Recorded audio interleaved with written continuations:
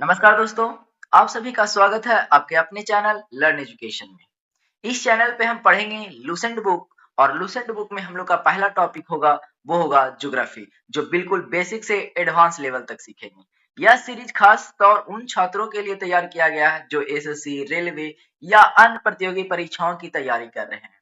हम हर टॉपिक को आसान भाषा और शॉर्टकट ट्रिक और एग्जाम ओरिएंटेड तरीके से समझेंगे ताकि आप कम समय में ज्यादा सीख सके। तो अगर आप भी अपने जीके को मजबूत करना चाहते हैं तो चैनल को सब्सक्राइब करना ना भूलें और वीडियो को लाइक जरूर करें। चलिए शुरू करते हैं। आज का पहला टॉपिक है भारत का सामान जानकारी। हम लोग आज यहीं से डिस्कशन कर रहे हैं।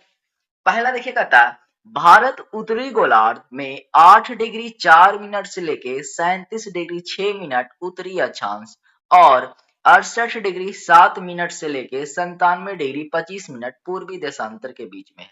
अगर भारत का भौगोलिक स्थिति पूछता है तो आप बोलिएगा कि उत्तरी गोलार्ध में 8 डिग्री 4 मिनट से लेके 37 डिग्री 6 मिनट और पूर्वी देशांतर की बात करें तो 68 डिग्री 7 मिनट से लेके 97 डिग्री 25 मिनट तक। अगर संपूर्ण भारत का अगर अक्षांशीय विस्तार पूछ दिया जाए तो याद रखिएगा सिर्फ ये 8 डिग्री 4 मिनट जो होता है वो 6 डिग्री 4 मिनट हो जाता है। बाकी सब सेम रहेगा, वो हो जाएगा 6 डिग्री 4 मिनट से लेके 37 डिग्री 6 मिनट तक। और पूर्वी देशांतर तो वही 68 डिग्री 7 मिनट से लेके 97 डिग्री 25 मिनट तक। आगे आते हैं, कहते हैं भारत का क्षेत्रफल 32,87,263 वर्ग किलोमीटर है। भारत का क्षेत्रफल की बात करें तो कितना है? 32,87,263 वर्ग किलोमीटर है। आगे आते हैं, आगे बात कर रहे हैं कि अगर संपूर्ण विश्व में अगर क्षेत्रफल भारत का पूछ ले तो याद रखिएगा 2.42 है। वहीं पे अगर संपूर्ण विश्व का जनसंख्या की बात करें भारत का तो वो है 17.5%। ये 2011 की जनगणना के अनुसार है दोस्तों। आगे आते हैं, कहता है क्षेत्रफल की दृष्टि से भारत विश्व का 7वां सबसे बड़ा देश है। तो पहले कौन है? तो पहला क्रम याद रखेंगे, पहला है कनाडा, फिर है चीन, फिर है संयुक्त राज्य अमेरिका, उसके बाद है ब्राजील, फिर ऑस्ट्रेलिया, उसके बाद है भारत। इसमें देखिए एक छोड़ दिया गया, सबसे पहला होता है रूस। कौन है? रूस। पहले रूस, सेकंड कनाडा, फिर चीन, फिर संयुक्त राज्य अमेरिका, फिर ब्राजील, फिर ऑस्ट्रेलिया, तब जाके 7वां पे कौन आता है? भारत आता है। और 8वें पे सबसे बड़ा देश जो है वो है अर्जेंटीना। तो पहला देश याद रखना है, क्रम ये गलत है। आगे आते हैं, जनसंख्या की दृष्टि से देखा जाए तो विश्व का 8 सबसे बड़ा देश अगर हम लोग देखते हैं तो पहला चीन। अभी इसका विवाद है, अभी तो ऐसे एट प्रेजेंट बात किया जाए तो भारत है। तो इसके अकॉर्डिंग जनगणना भी फाइनल हुआ नहीं है। तो अगर देख ले तो पहले चीन है, फिर भारत है, फिर संयुक्त राज्य अमेरिका है, फिर इंडोनेशिया है, फिर ब्राजील है, फिर पाकिस्तान है, फिर बांग्लादेश है, फिर कौन है? रूस है। क्लियर है? आगे आते हैं, अगर आगे की बात करें तो कह रहा है कि भारत की अगर जानकारी में देखा जाए तो भारत के जो स्थल सीमा, आपको पता होगा कि भारत के जो सौदर्न पार्ट है, ये वाला जो पार्ट है, इधर भी पानी पूरा है, इधर भी, यानी तीन तरफ से इधर पानी भरा हुआ है। लेकिन ऊपर क्या है? ऊपर पूरा स्थल है। तो भारत का जो इधर स्थल सीमा जो लगता है वो कितना है? तो याद रखिएगा 15,200 किलोमीटर है। कितना है? 15,200 किलोमीटर है। अगर वहीं पे अगर जलीय सीमा की बात कर दिया जाए, यानी तटीय सीमा की बात किया जाए, तो अगर तटीय भाग की कुल लंबाई अगर आपसे पूछ दे तो याद रखिएगा वो है 7516.6। अगर मुख्य भूमि का तटीय भाग पूछ दे तो वो हो जाएगा 6100, जिसमें आपको 7516.6 है, उसमें अंडमान निकोबार और लक्षद्वीप भी ऐड है। और 6100 जो है किलोमीटर, इसमें सिर्फ भारत प्रॉपर आता है, इसी कारण इसे मुख्य भूमि बोला गया। क्लियर है? आगे आते हैं कि भारत की अगर लंबाई और चौड़ाई का अगर जिक्र करें तो भारत का जो लंबाई है किधर से? नॉर्थ से साउथ की ओर, उसको याद रखना है कि वो है 3214 किलोमीटर। कितना? 3214 किलोमीटर। अगर वहीं पे पश्चिम से पूरब या पूरब से पश्चिम पूछ ले तो याद रखिएगा वो है 2933 किलोमीटर, मतलब 2933 किलोमीटर। आगे कहता है पॉइंट, अगला पॉइंट है कि समुद्र में भारत की जो प्रादेशिक सीमा का जो विस्तार है वो है 12 समुद्री मील तक, यानी कि 12 समुद्री मील तक भारत का प्रॉपर आपका वो चलता है वहां पे, है ना। तो प्रादेशिक सीमा जब भी पूछेगा तो याद रखेगा कितना है? 12 समुद्री मील। आगे आते हैं, अगला है भारत के 7 पड़ोसी देशों के साथ सीमाओं की लंबाई चलना है। यानी भारत के साथ अगर देखा जाए तो कितने पड़ोसी देश टच कर रहे हैं तो याद रखना है वो 7 है। वो 7 कौन कौन है? तो याद रखिएगा कि आपको इधर आ जाएंगे पाकिस्तान, फिर अफगानिस्तान, फिर चाइना, फिर नेपाल, भूटान, म्यांमार और बांग्लादेश। अगर देखा जाए मैप पे देखा जाए तो याद रखिएगा इधर आपको कौन मिल जाएगा? इधर पाकिस्तान है, इसके जस्ट ऊपर आपको अफगानिस्तान मिलेगा, फिर यहाँ पे मिलेगा चाइना, है ना, नीचे यहाँ पे आएगा वो नेपाल, यहाँ पे मिलेगा भूटान, ये एरिया में है म्यांमार और यहाँ पे बीच में है ये बांग्लादेश। 7 यही देश हैं जो कि भारत से लगते हैं। जिसमें पहला देश का दिया गया है कि बांग्लादेश जो है वो कितना लगता है? तो वो लगता है 4096.7 यानी 4096.7 किलोमीटर ये भारत से टच होता है। जिसमें जो राज्य लगते हैं वो टोटल 5 राज्य लगते हैं। कौन कौन है? पश्चिम बंगाल, त्रिपुरा, मेघालय, मिजोरम, असम। ये इतने सारे राज्य हैं जो बांग्लादेश के साथ टच करते हैं, है ना। आगे आइए चीन। चीन की बात करें तो चीन जो है वो 3488 किलोमीटर ये टच होता है, जिसमें लद्दाख, अरुणाचल प्रदेश, उत्तराखंड, हिमाचल प्रदेश और सिक्किम टच होते हैं। जिसमें देखिएगा कि लद्दाख एक केंद्र शासित प्रदेश है। ये है, आपसे क्वेश्चन ऐसे भी पूछ सकता है कि चीन के साथ कौन सा केंद्र शासित प्रदेश भारत का टच होता है? तो याद रखिएगा तो लद्दाख है ना। आगे ये पाकिस्तान की बात किया जाए तो पाकिस्तान आपको 33-23 किलोमीटर टच करता है, जिसमें आपका राज्य जो है वो राजस्थान है, जम्मू कश्मीर है, लद्दाख है, गुजरात है और पंजाब है। इसमें देखिए 2 ऐसे केंद्र शासित प्रदेश हैं जो पाकिस्तान के साथ टच हो रहे हैं। कौन कौन? जम्मू कश्मीर और लद्दाख। आगे आइएगा नेपाल की बात करें तो नेपाल है 1751 किलोमीटर। जो इसमें राज्य टच हो रहा है वो है उत्तर प्रदेश, बिहार, उत्तराखंड, सिक्किम, पश्चिम बंगाल। उत्तर प्रदेश, उत्तराखंड, बिहार, पश्चिम बंगाल और सिक्किम, ये जो राज्य है वो नेपाल से टच होते हैं। आगे और देखते हैं, अगर म्यांमार की बात करें तो म्यांमार है जो 1643 किलोमीटर टच होता है, यानी 1643 किलोमीटर टच होता है। जिसमें जो राज्य है वो अरुणाचल प्रदेश है, मिजोरम है, मणिपुर है, नागालैंड है। ये सारे जो राज्य हैं वो टच होते हैं किससे? म्यांमार से।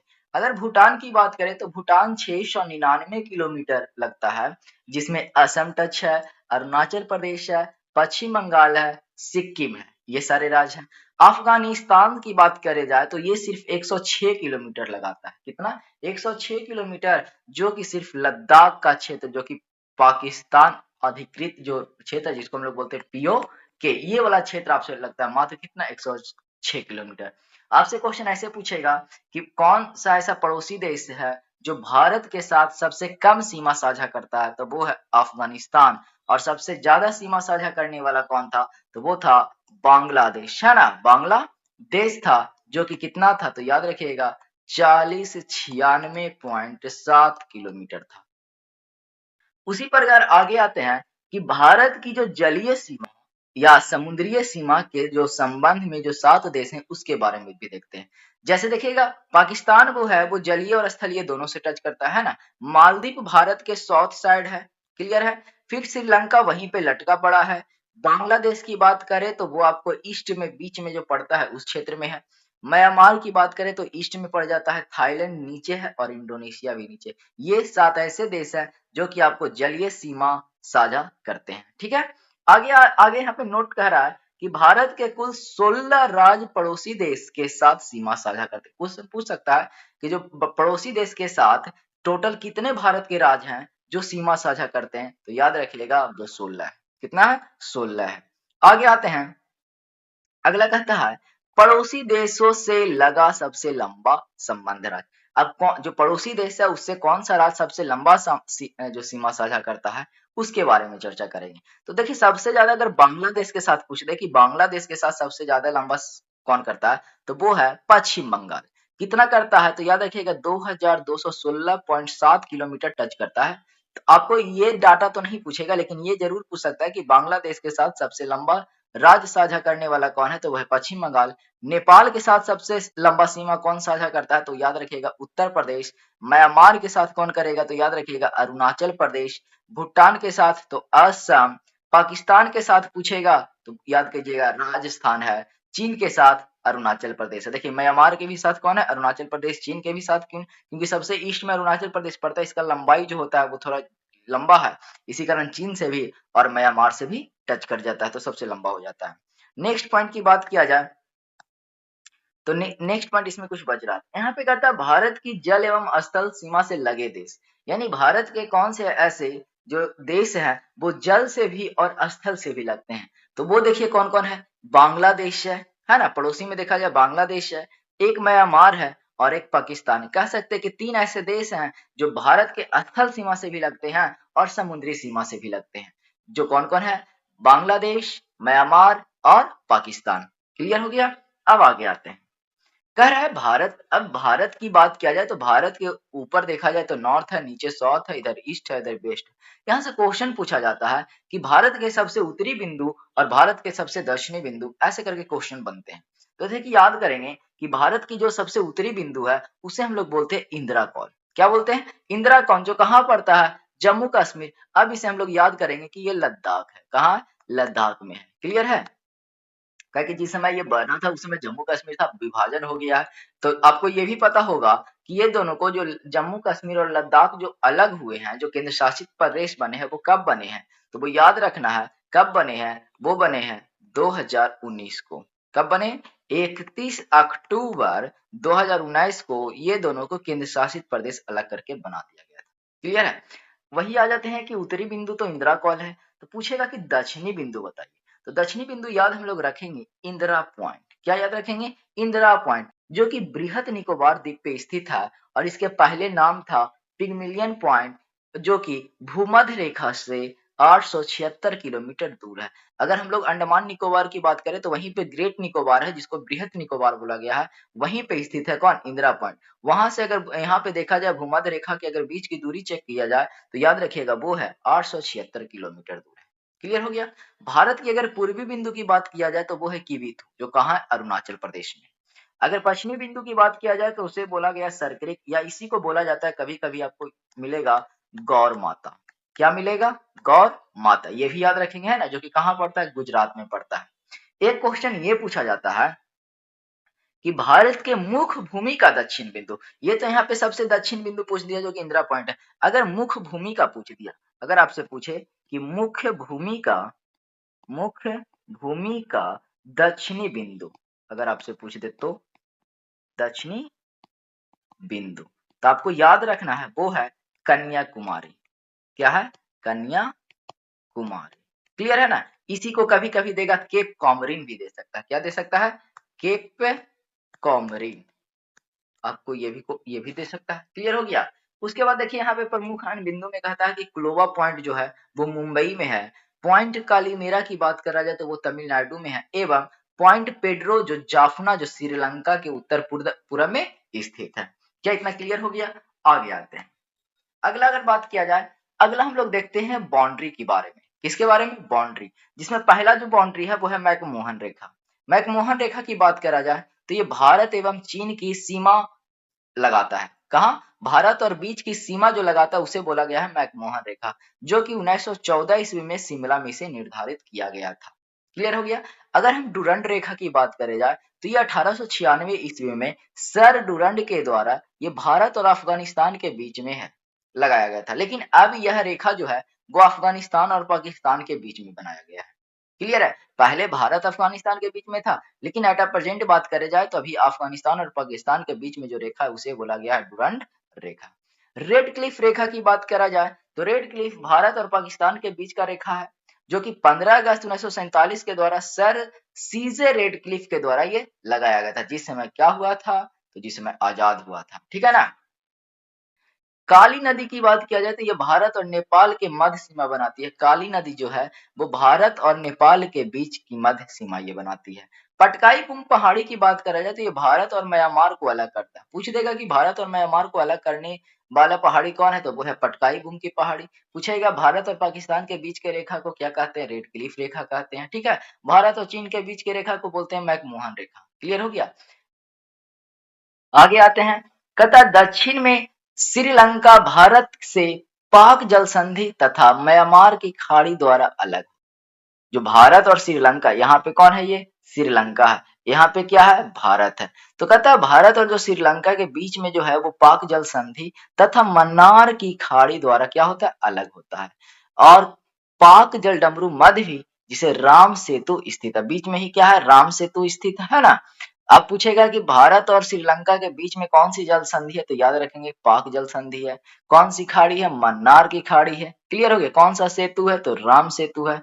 आगे कहता है कि श्रीलंका के बाद भारत का दूसरा निकटतम समुद्री पड़ोसी देश जो है वो इंडोनेशिया है, जो कि ग्रेट निकोबार समूह के दक्षिण में स्थित है। आपसे पूछ सकता है कि श्रीलंका के बाद दूसरा सबसे निकटतम पड़ोसी देश कौन है, तो वो याद रखिएगा वो इंडोनेशिया है, जो कि ग्रेट निकोबार समूह के दक्षिण में स्थित है। क्लियर हो गया। आगे कहता है कि भारत का मानक समय इलाहाबाद के निकट मिर्जापुर से गुजरने वाली 82.5 डिग्री पूर्वी देशांतर रेखा को माना गया है, जो कि ग्रीनविच समय से 5.5 घंटा आगे है। क्लियर है। तो आपसे पूछेगा भारत मानक समय, यानी इसे इंग्लिश में बोला जाता है IST, इंडियन स्टैंडर्ड टाइम, जो कि कहाँ है, तो मिर्जापुर में स्थित। वहीं मिर्जापुर कभी कभी इसको दे देगा नैनी, है ना, इलाहाबाद के निकट मिर्जापुर में स्थित यह है, जो कि 82.5 डिग्री पूर्वी देशांतर से होकर यह गुजरती है, जो कि ग्रीनविच समय से कितने घंटे आगे हैं, 5.5 घंटा आगे हैं। और ये जो गुजरती है वो भारत के 5 राज्यों से होकर गुजरती है। कितने राज्य, 5 राज्य। कौन कौन है, उत्तर प्रदेश, मध्य प्रदेश, छत्तीसगढ़, उड़ीसा और आंध्र प्रदेश। ये 5 राज्य हैं, आपको याद रखने हैं। क्लियर है। आगे आते हैं। अब हम लोग बात करते हैं, एक हमारे भारत के बीचों बीच गुजरते हैं, जिसे बोला गया है कर्क रेखा, या उसे बोला जाता है ट्रॉपिक ऑफ कैंसर। क्लियर है। जो कि भारत के 8 राज्यों से होकर गुजरते हैं। कितने राज्य से होकर गुजरते हैं, 8 राज्य से। कौन कौन, तो पहला याद करेंगे गुजरात है, फिर राजस्थान है, फिर मध्य प्रदेश है, छत्तीसगढ़ है, झारखंड है, पश्चिम बंगाल है, त्रिपुरा है, मिजोरम। सबसे पहले याद करेंगे गुजरात, सेकेंड में आपका राजस्थान, थर्ड है मध्य प्रदेश, फोर्थ है छत्तीसगढ़, फिफ्थ झारखंड, सिक्स्थ पश्चिम बंगाल, सेवंथ आ जाइए त्रिपुरा, और एट आपका आ जाएगा मिजोरम। ये 8 राज्य आपको कर्क रेखा पे गुजरते हैं। क्लियर है। कहते हैं पृथ्वी का चुंबकीय विषुवत रेखा दक्षिण भारत में त्रिवेंद्रम से गुजरती है। जो पृथ्वी के चुंबकीय जो विषुवत रेखा है वो दक्षिण भारत में कहां से गुजरती है, तो याद रखना है वो त्रिवेंद्रम से गुजरती है। क्लियर हो गया। आगे कहता है कि भारतीय उपमहाद्वीप में सम्मिलित देश, अगर उपमहाद्वीप में भारत के कौन कौन से देश हैं जो सम्मिलित हैं, तो याद रखिएगा वो भारत खुद है ना। भारतीय उपमहाद्वीप में भारत खुद है, पाकिस्तान है, बांग्लादेश है, नेपाल है, और कौन है, भूटान। ये सारे देश हैं जो भारतीय उपमहाद्वीप में क्या है, सम्मिलित है। आगे कहा गया है कि सर्वाधिक राज्यों को सीमा से लगा राज्य जो है वो उत्तर प्रदेश है। अगर पूछा जाए कि भारत के कौन से ऐसे राज्य हैं जो सबसे ज्यादा भारत में अपना सीमा साझा करता है, तो वो है उत्तर प्रदेश। कितने राज्य से, 8 राज्य से। कौन कौन है, उत्तराखंड है, हिमाचल प्रदेश है, हरियाणा, राजस्थान, मध्य प्रदेश, छत्तीसगढ़, झारखंड, बिहार। ये सारे हैं। और एक याद रखेंगे कि हमारे जो राष्ट्रीय राजधानी है भारत की वो कौन है, दिल्ली। इतने सारे जो राज्य है और ये जो दिल्ली केंद्र शासित प्रदेश है, ये सब आपको उत्तर प्रदेश से सीमा साझा करते हैं। आगे की बात किया जाए तो आगे देखिएगा यहाँ पे कह रहा है कि यहाँ पे कह रहा है भारत राज्यों से गुजरात राज्य का तट रेखा सर्वाधिक लंबी है। इसके बाद आंध्र प्रदेश की तट रेखा लंबी है। अब भारत की तटीय रेखा में पूछा जाए कि तट रेखा जो है वो भारत में सबसे लंबा साझा कौन करता है, तो वो है गुजरात। कौन है, गुजरात। और फिर उसके बाद सेकंड में आता है आंध्र प्रदेश। तो आपसे पूछ सकता है कि भारत के तट रेखा पे स्थित टोटल कितने राज्य हैं, तो हम लोग वेस्ट से ईस्ट की ओर चलेंगे, है ना। तो वेस्ट में आइएगा तो सबसे ऊपर आपको मिलेगा गुजरात। क्या मिलेगा, गुजरात। फिर आपको मिलेगा महाराष्ट्र, फिर गोवा, कर्नाटक, केरल, फिर एकदम सबसे साउथ में आपको तमिलनाडु, फिर उसके ऊपर आंध्र प्रदेश, उड़ीसा, पश्चिम बंगाल। ये आपके 9 राज्य ऐसे हैं जो भारत के तट रेखा पे स्थित है। कौन कौन, गुजरात, महाराष्ट्र, गोवा, कर्नाटक, केरल, तमिलनाडु, आंध्र प्रदेश, उड़ीसा और पश्चिम बंगाल। क्लियर है। यहाँ पे कहा जा रहा कि उत्तराखंड, उत्तर प्रदेश, बिहार, पश्चिम बंगाल एवं सिक्किम ये नेपाल से सीमा साझा करती है। ये सब पहले ही पढ़ लिए हैं, तो दोबारा आप खुद एक बार देख लीजिएगा। क्लियर है। नेक्स्ट आते हैं। अगर हम लोग नेक्स्ट की बात करें तो कहता है अरुणाचल प्रदेश की सीमा पूरब में म्यांमार से, पश्चिम में भूटान से एवं उत्तर में चीन से लगाता है। मतलब आप कह सकते हैं कि अरुणाचल प्रदेश ऐसा राज्य है जो 3 देशों के साथ सीमा साझा करता है, वो है म्यांमार, भूटान और चीन। अगर हम सिक्किम की बात करें तो सिक्किम भी 3 देशों के साथ टच करता है, वो है नेपाल, भूटान और चीन, है ना। एक पॉइंट कहा गया है कि हमारे असम संकोशी नदी असम एवं अरुणाचल प्रदेश के बीच सीमा बनाती है, यानी इधर अरुणाचल प्रदेश और इधर असम के बीच में एक नदी है जो कि सीमा बनाती है, जिसका नाम है संकोशी नदी। क्लियर हो गया। कहता 3 ओर बांग्लादेश से घिरा राज्य जो है वो त्रिपुरा है। त्रिपुरा ऐसा राज्य है जो बांग्लादेश से 3 तरफ से घिरा हुआ है। केवल उत्तर पूरब जो है वो सलाहर एवं यह असम और मिजोरम से जुड़ा हुआ है। क्लियर हो गया। आगे आते हैं। आगे अब कहता है कुछ दर्रा। दर्रा हम लोग इंग्लिश में बोला जाता है पास। ये दर्रा होता क्या है? तो दर्रा याद रखिएगा, दर्रा हम लोग बोलते हैं दो पहाड़ के बीच का जो ये रास्ता होता है, दो पहाड़ के बीच का जो रास्ता होता है उसको हम लोग बोलते हैं दर्रा। पहला कहता है यंगयाप दर्रा के पास ब्रह्मपुत्र नदी भारत में प्रवेश करती है। अब यंगयाप दर्रा याद रखना यार, यंगयाप दर्रा है कहाँ? तो अरुणाचल प्रदेश में। और ब्रह्मपुत्रा नदी भी भारत में प्रवेश करती है, कहाँ से? अरुणाचल प्रदेश से। तो पूछा जाएगा कि ब्रह्मपुत्रा नदी भारत में प्रवेश करती है, वो किस दर्रे से करती है? तो याद रखना यंगयाप दर्रा, है ना। कहा गया कि लद्दाख में स्थित काराकोरम दर्रा भारत का सबसे ऊंचा दर्रा है।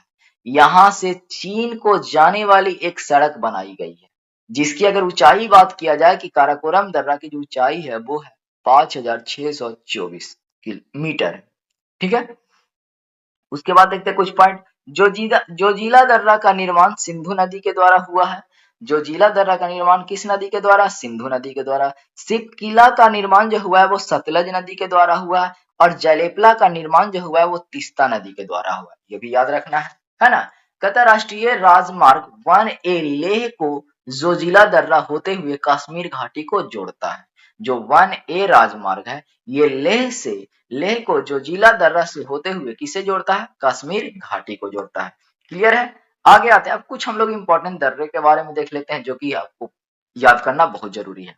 कहता है कुल्लू घाटी और लाहौल और स्पीति घाटी के बीच में जो दर्रा है वो है रोहतांग दर्रा। आपसे क्वेश्चन पूछेगा कि कुल्लू घाटी और लाहौल और स्पीति घाटी के बीच के दर्रा को क्या बोलते हैं? तो रोहतांग दर्रा बोलते हैं। अगर पूछा जाएगा श्रीनगर और गिलगित के बीच में कौन सी दर्रा है? तो याद रखिएगा वो है बुर्जिला दर्रा। क्लियर है। अगर जम्मू और श्रीनगर के बीच में पूछा जाए कि कौन सा दर्रा है तो याद रखिएगा बनिहाल दर्रा है। अगर भारत और म्यांमार के पूछते तो याद रखिएगा तुजू दर्रा। और भारत और म्यांमार में आपको कभी कभी राज्य मिलेगा जिसका नाम होगा मणिपुर, है ना। तो मणिपुर म्यांमार भी, तो तुजू दर्रा। शिमला और तिब्बत के बीच में पूछेगा तो याद रखिएगा सिपकिला दर्रा है। शिमला और तिब्बत के बीच में सिपकिला दर्रा है। आगे आते हैं। अब हम लोग कुछ महत्वपूर्ण दर्रे को याद करते हैं। जैसे जम्मू कश्मीर में जो दर्रा दिखेगा वो है काराकोरम, जोजिला, पीर पंजाल, बनिहाल और बुर्जिला। हिमाचल प्रदेश में बात किया जाए तो याद रखिएगा सिपकिला है, रोहतांग है, बाड़ालाचा है। उत्तराखंड की बात किया जाए तो माना, नीति, लिपू लेख दर्रा ये सब उत्तराखंड में है। सिक्किम में तो याद रखिएगा नाथुला और जलेपला है। अरुणाचल प्रदेश की बात किया जाए तो याद रखिएगा बोमडीला, यंगयाप, दीफू ये सब अरुणाचल प्रदेश में है। मणिपुर में याद रखिएगा तो एक तुजू दर्रा है। क्या क्लियर है? हम लोग लास्ट पॉइंट आज देखते हैं जीवित जड़ पुल, जिसे हम लोग बोला गया लिविंग रूट ब्रिज, है ना। कहते हैं मेघालय में पाया जाता है। ये जो कहाँ है वो मेघालय में पाया जाता है। खासी जनजाति के लोग रबर ट्री की जड़ों को पुलों में रूपांतरित करते हैं, जो कि स्थानीय भाषा में इसे बोला जाता है जिंग किंग इर्रो। कहते 3 अर्ध चंद्राकार समुद्र तट जो कन्याकुमारी में मिलती है। भारत में रामेश्वरम के निकट धनुषकोडी और श्रीलंका के तलैया मन्नार के बीच में समुद्र में डूबी प्रबाल द्वीप की एक रेखा है जिसे राम सेतु या आदम का पुल कहा जाता है। अब यहाँ पे एक नोट कह रहा है कि जाफना से श्रीलंका से एलिफेंटा दर्रा के द्वारा जोड़ता है। यानी जाफना से श्रीलंका से किस दर्रे के द्वारा जोड़ा जाता है? तो याद रखिएगा एलिफेंटा के दर्रा के द्वारा। ये हम लोग का पहला टॉपिक था। लूसेंट का वो सारे जितने भी इंपॉर्टेंट टॉप जो फैक्ट थे वो सब मैंने आपको डिस्कस कर दिया। इसके बाद हम लोग मिलेंगे एक अच्छे फिर से अगले टॉपिक में। तब तक के लिए आप लोग बने रहिए और नए हैं तो चैनल को सब्सक्राइब करना ना भूले दोस्तों। तब तक के लिए जय हिंद।